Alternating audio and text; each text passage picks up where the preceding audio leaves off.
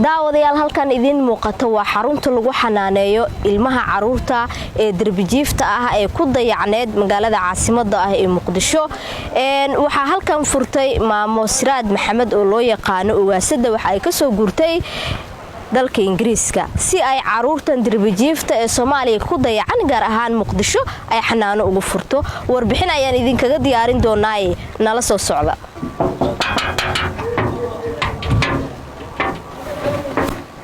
مام ستاي السلام عليكم وعليكم السلام بعدونا هاي عثمان بن عفان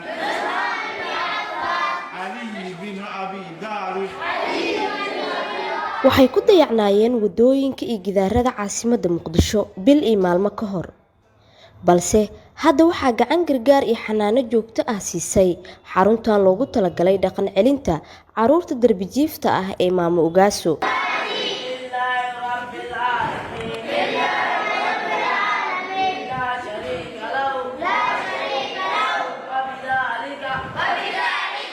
waxaa ku jira xaruntani ku dhawaad 60 caruur ah kuwaas oo laga soo kaxeeyay iyaga oo ku dhibaataysan wadooyinka caasimadda halkaasna ay isugu darsameen dhaxan cunno la'aan iyo waxbarasho la'aan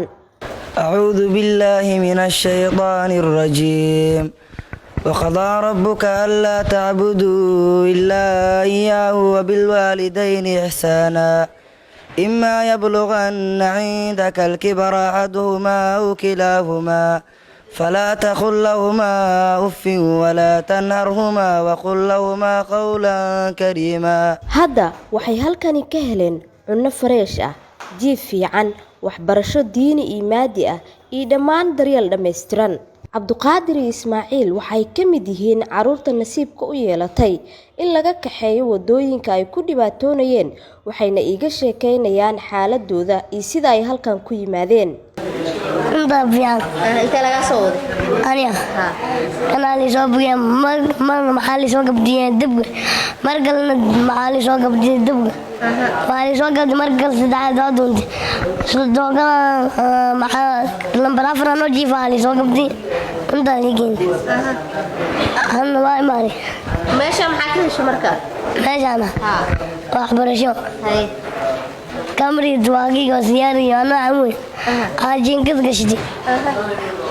amruina yismeesha shinkala mara gashti maamu waasay wan isbitaal liigi isbitaal ko iskool bulus liigi ka unzo lisgila liigi wali duri markaas wali liigi dara li soo gili soo baxay inda liigi xaqjina maamireen weeso laano dhaafay alxamdulillah anigoo darbiska jiifo saddex markaa ka fukari ana waxa siday maamu weeso hadii u tagtay iraa kaaga fiican u tag darbi jiifnamo wax ma kafaayirsiye wax soo baro markaas ka soo bax hooyaba waxay joogan hooyre waxay diginta mariinaran habeena weero way kala tageen waa gartay inta laga soo wado markii Ugaaso soo waday ano darbiska jiifo waxay dhar meel oo waxa ku geena wax lagu barto xarun macaan way marka maarane waxa la isdilay oo maleena waa baxay hadan way soo qabat waa baxay hadan way soo marka bacdi waxa isdhay maamuus wax kaaga fiican ma leh loo maalna ka fogtay maalin kasta dirbiyalka lagu dirjiri maamada arka marka waxa ayay way soo wadi dirbi wax fiican ma leh maamadana ilaa meel loo soo bixiyo hooyadeen labaad waa khayr la siiyo janafurdaas ilaa galiyo adwaakana maanta waxayna baruusaa alxamdulillah waan wad qabnaa maamulaha iskuulka xanaanada ee maamo Ugaaso Maxamed Xasan Faarax ayaa iiga waramay xilligan waxa ay ku sugan yihiin caruurtan iyo maadooyinka ay siiyaan xaruntan waxaan ku heenaa ciyaalka darbijiifka ah maamo Siraad Maxamed oo nuur khayr Allah siiyo aara igaan keentay maasha Allah jazakallah jisadeeda janna Allah ka dhigo waxaan inta ku heenaa ciyaal gaaray kontomeeyo oo koolisyal darbijiifyaal ah waxaan barno waxa kamid ah maadooyinka koowaadka ilaa fasalka saddexaad ardada ah inaan u dhignaa macallimiinta quraanka waa 3 iskuulkuna waa 12 macallin oo iskuulka aan joogaan waxaa la badaa farsamada yaal waaweyn oo waxa jiraan dhoriyo 20 jira kuwaas waxaan barnaa farsamada farshaxanka iyo electric waxaan barnaa maasha allah meeshaan waxaa kaloo la siiyaa cuntooyin 3 waqti ah marka insha allah waxaan rajeynaynaa ummadda Soomaaliyeed meel kasta ay joogaan dawladda madaxweynaha gudoomiyaha gobolka Banaadir in la garab istaagaan. Siraad Maxamed oo loo yaqaano Maamo Ugaaso waxay dalka Ingiriiska ugu timid si ay u xanaaneyso caruurta dayacan waxayna u furtay halkan oo caruurtu ay ka heleen daryeel badan waxayna iiga sheekeynaysaa waxa ku kalifay inay furto xaruntan markii ay furtayna caqabadooyinka ay kala kulantay iyo haddii ay jiraan hay'ado ama mas'uuliyiin kale oo ka gacan siiyay arrinkani. alxamdulillaah ilaahay haleeshiya ma hadda iska leh waxa igu dhaliyay wadanka markaa ku soo naqday waxaan deganahay number 4 agta eriyadeeda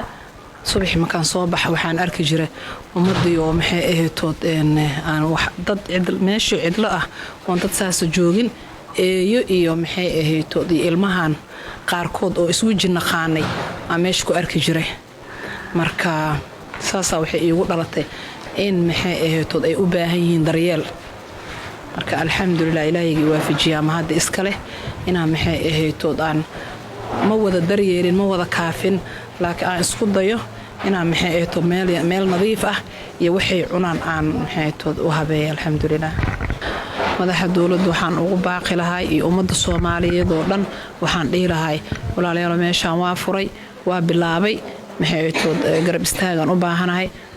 maxay ahayd cunuga Soomaaliyeed wuxuu u baahan yahay ugu yaraan maxay lacag leh ma aha waxa loo baahan yahay waxa loo baahan idinkoo kala maanta waa idin waa noo imaateen khayr Allah idin si ilmihi waa arkaysan si u farxeen marka in loo imaado ilmihi in la sheekaysto in loo sheekeeyo qof kasta ay maxay ahayd oo Soomaali ah ay xil iska saarto ilmaha darbiga jiifa inay u baahan yihiin ilmaha ayada ay dhasho waxay u baahan yihiin marka ummadda Soomaaliyeed iyo dawladeena sharafta waxaan ka codsanaynaa in maxay ahayd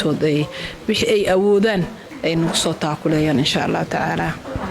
Xaruntan Maamo Ugaaso ayaa dhabarka u ridatay in aanan Muqdisho lagu arag caruur dambe oo koola wadada ku dhuuqaya inkastoo caruurta halkan yimaada maalmaha hore ay ka fakadaan haddana ugu dambeyntii way la qabsadaan haddana inay ku noolaadaan waa ay ku faraxsan yihiin. Safiya Ismaan Cabdulle 5TV Muqdisho.